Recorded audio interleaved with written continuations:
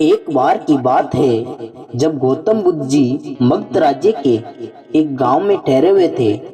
गांव से थोड़ा बाहर एक मोची अपने परिवार के साथ रहता था। उस मोची के घर के पास एक तालाब था। एक दिन रोज की तरह सुबह मोची तालाब के किनारे पानी लेने गया। वहां उसने तालाब में एक बहुत ही अद्भुत पुष्प देखा। वह पुष्प देखने में बहुत ही सुंदर था और चमत्कारी भी प्रतीत होता था। मोची ने तुरंत ही अपनी पत्नी को बुलाया और वह पुष्प उसे दिखाया। मोची की पत्नी आध्यात्मिक और धर्म में आस्था रखने वाली थी। वह पुष्प को देखते ही समझ गई कि जरूर कल यहाँ से गौतम बुद्ध जी गुजरे होंगे। उन्हीं के प्रताप से यह पुष्प खिला है। पुष्प को चमत्कारिक मानकर मोची ने एक योजना बनाई। उसने अपनी योजना के बारे में पत्नी को बताया कि इस पुष्प को राजा को देगा और उनसे खूब सारी स्वर्ण मुद्राएं लेगा। उसकी पत्नी ने भी सोचा कि ये पुष्प उनके किसी काम का नहीं है, इसे राजा को ही दे दो, कम से कम कुछ कमाई तो होगी। पत्नी की सहमति के बाद मोची राजमहल की ओर निकल गया। राजमहल के रास्ते में उसे एक व्यापारी मिला। मोची के हाथ में पुष्प देखकर वह रुक जाता है।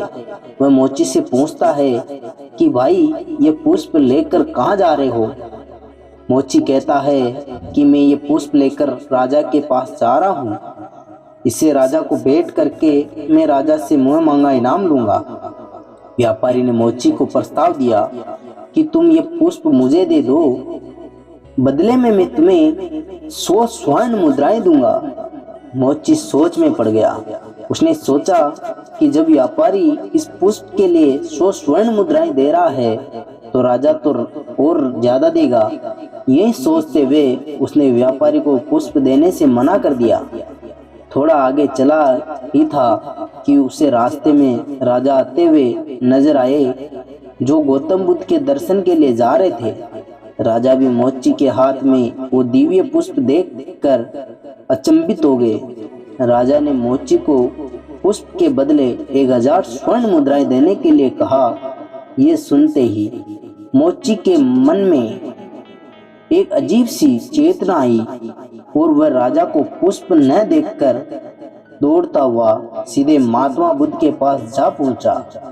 महात्मा बुद्ध जी मोची को देखकर हैरत में पड़ गए। उन्होंने मोची से पूछा तो मोची उन्हें सारी बात बताई। इसके बाद मोची ने वह पुष्प महात्मा गौतम बुद्ध के चरणों में अर्पित किया और उनसे कहा कि पहले तो मेरे मन में पुष्प को देखकर लालच आ गया था, लेकिन अब मैं समझ गया हूँ कि जिसकी छाया पड़ने से ही एक पुष्प इतना दिव्य हो गया हो, अगर उसकी शरण में चला जाऊं तो मेरा जीवन भी धन्य हो जाएगा। इसके बाद वह आजीवन महात्मा गौतम बुद्ध का शिष्य बनकर रहा। तो दोस्तों, इस कहानी से सीख मिलती है कि हमारी जिंदगी में हमें बहुत से चीजें अपनी तरफ आकर्षित करती है, लेकिन हम उनके लालच में न फंसकर अपने ज्ञान का प्रयोग करके जीवन में सारी राह को चुनना चाहिए।